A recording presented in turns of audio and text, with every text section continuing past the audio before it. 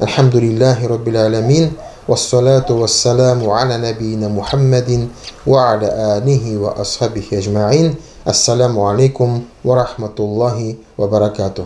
Hürmetli din kardeşlerim. Allah'ın rahmeti bilen Ramazan ayı devam ete.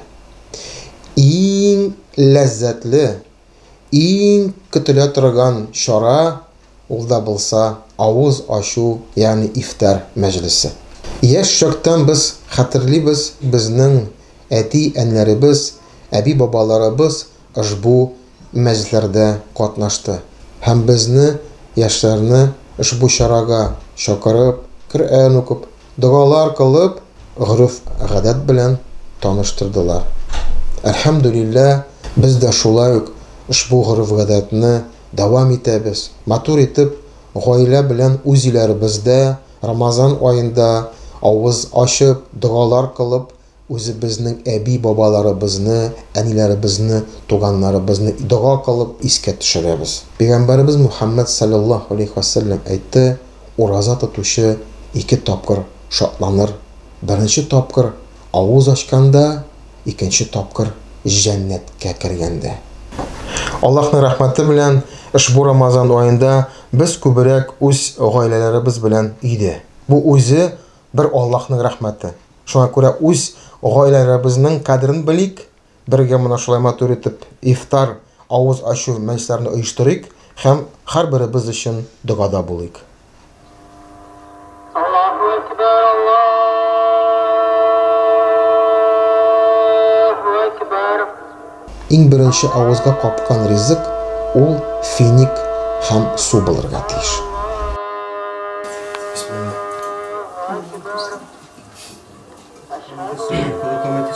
Allahu Ekber, Allahu Ekber, la ilahe illallah. Allahu Ekber.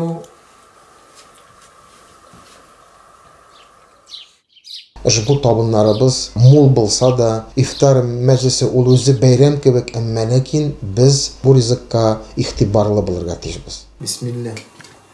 Riziklarımız jingil bulurga tiyiş. Çünkü eli iftardan soň bizning taravih namazlarımız küte. Allah'ın rahmeti bilen biz öz ilerimizde iftarlar kılabız ama lakin Ramazan muhitini yugaltması için biz iftarını eli tarata da başladık.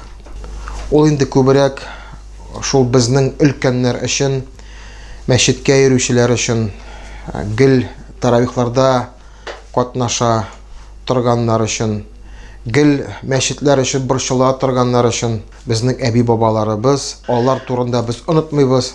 Her günü Süleyman kafesinde şol riziklerini pişirip, koyunlar keliş, taratırga tırışabız.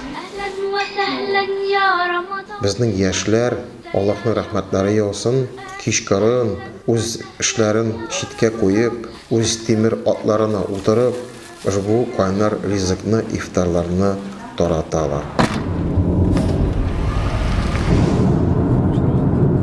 Bizning abi babalarımız şolay kişkarın bu riziklerini kullarına alıp, biz indi elbette onlarning dualarına ümitlenemiz.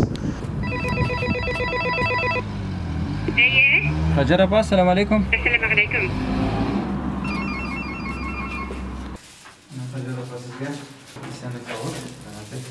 Sizge de şolay yok. Zor moment kitabı telemetlik bitsin.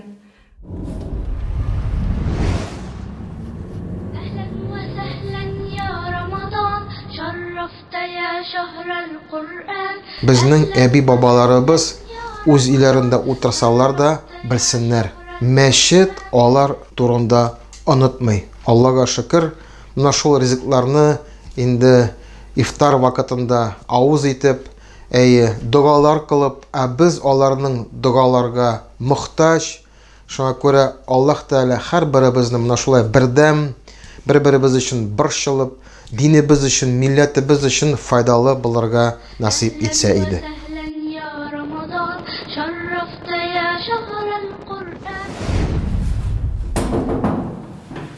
Selamun aleyküm abba. Sizge iftar meşitten.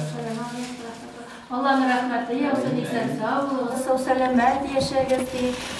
Turmuşlarımızda onun tutması sözüzge getirgen Sadakalarınızı Huday Teala sizler bittirip versin, ömür bitmeden yıllardan versin, ailelerinizge tınışlık versin, kilesi uraza aylarında kurup sağ selamet bulup yaşarken. Selamun Aleyküm.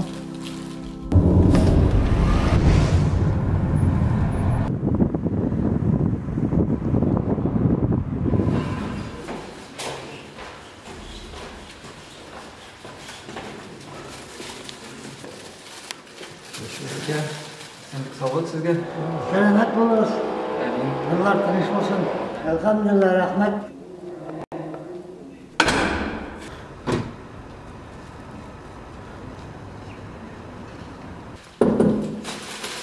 Assalamu alaikum. Allah'ın rahmetleri, sağ selamet versin. Amin. Assalamu alaikum. Peygamberimiz Muhammed sallallahu aleyhi ve sellem aytdı: "Agar da kim Allah rızalығы için orazа tutuşuga ağız açtırsa, iftar meclis uyushtirsa, ona orazа tutkan kibik ajr savab bo'lacak." Ya'ni ol o'zi de orazа tuta ham shunday uq tag'in ajr savab bo'lacak.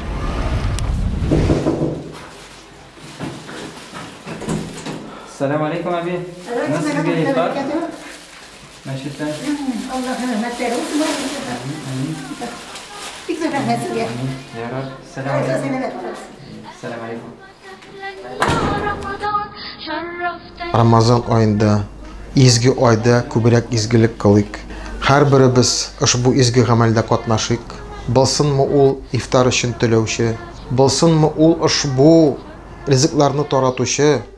Har birimiz shu izgilikda qatnashik. Alloh taolo har birimizning qilgan izgi amallarni qabullardan qilsin. أعوذ بالله من الشيطان الرجيم بسم الله الرحمن الرحيم يا أيها الذين آمنوا كتب عليكم الصيام كما كتب على الذين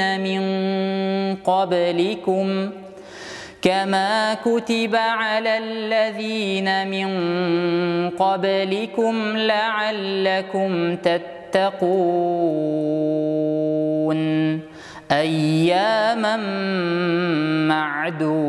معدودات فمن كان منكم مريضا أو على سفر فعدة من أيام أخر وعلى الذين يطيقونه فدية طعام مسكين فمن تطوع خيرا فهو خير له وأن تصوموا خير لكم إن كنتم تعلمون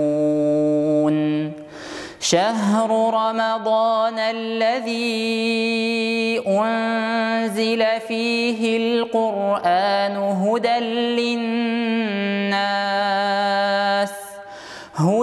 للناس وبينات من الهدى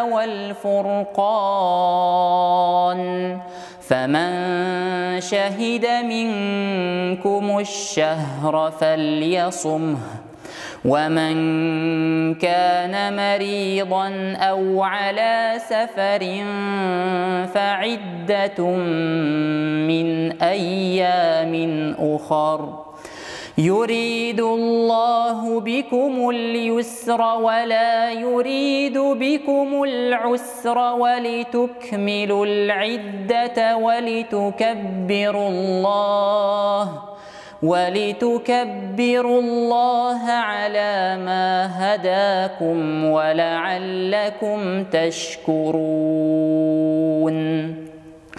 وإذا سألك عبادي عني فإني قريب أجيب دعوة الداع إذا دعان فليستجيبوا لي وليؤمنوا بي لعلهم يرشدون.